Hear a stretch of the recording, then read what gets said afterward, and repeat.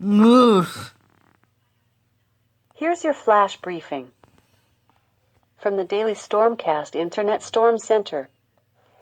Hello, welcome to the Wednesday, March 29th, 2017 edition of the SANS Internet Storm Center's Stormcast. My name is Johannes Ulrich, and today I'm recording from Jacksonville, Florida.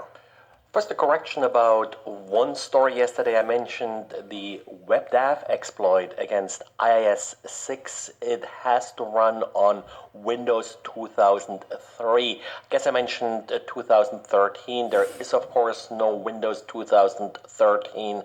It has to be Windows 2003. Yes, very old versions.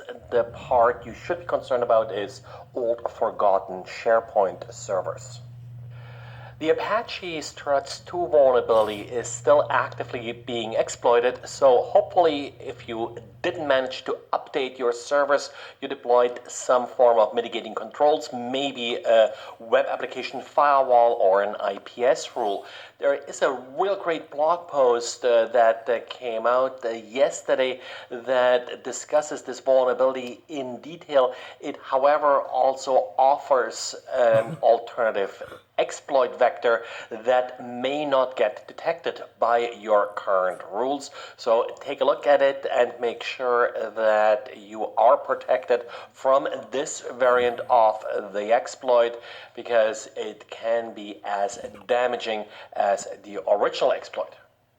The original exploit used the content type header in the request. The new variant actually uses a multi-part request, and then in the second part it does use the content disposition header essentially to do the same trick. So fundamentally the same exploit, exploiting the same vulnerability, but a different form of the exploit that may not get detected because you don't have the content type header as you had in the original exploit. The blog post also shows you what you will find in your logs. If you are being hit by this exploit, you will see an exception being logged, so that also should be helpful to detect if you had been attacked or if attacks made it past your web application firewall. And we got our first proof of concept exploit for actually a pretty easy to exploit vulnerability that was fixed yesterday by Apple in its OS X update. The particular bug being exploited here actually affects EPUB files. EPUB is commonly used for electronic books, and the Apple application iBooks does open these files on OS X.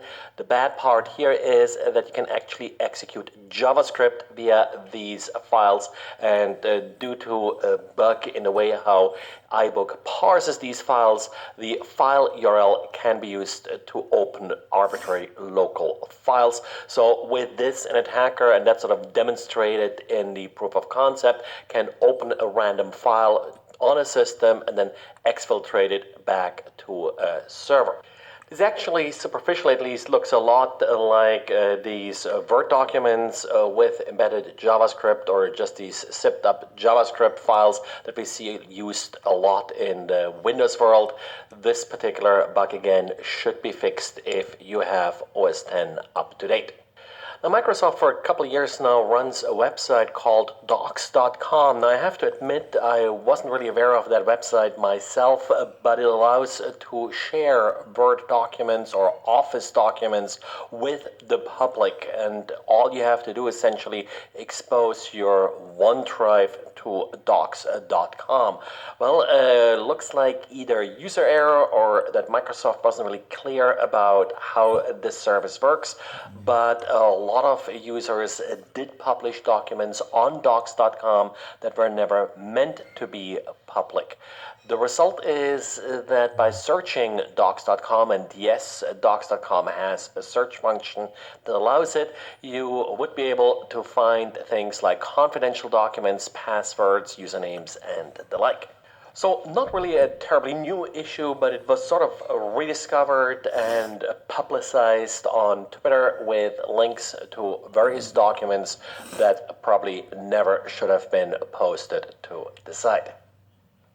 And Jake Williams of Rendition InfoSec did publish an interesting little tool that allows you to check a website whether or not it uses a certificate based on a Symantec certificate authority and whether or not it will be affected by Google's phase out of this particular certificate authority.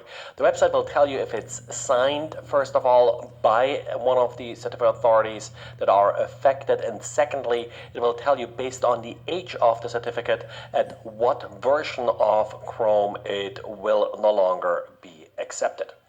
Well, and that's it for today. So thanks again for listening and talk to you again tomorrow. Bye. In today's CNET Tech Today update. This is CNET, and here are the stories that matter right now. Samsung has lifted the curtain on the company's flagship phone, the Galaxy S8. The new device will come in two sizes, a standard version with a 5.8-inch screen and an S8 Plus with a 6.2-inch screen.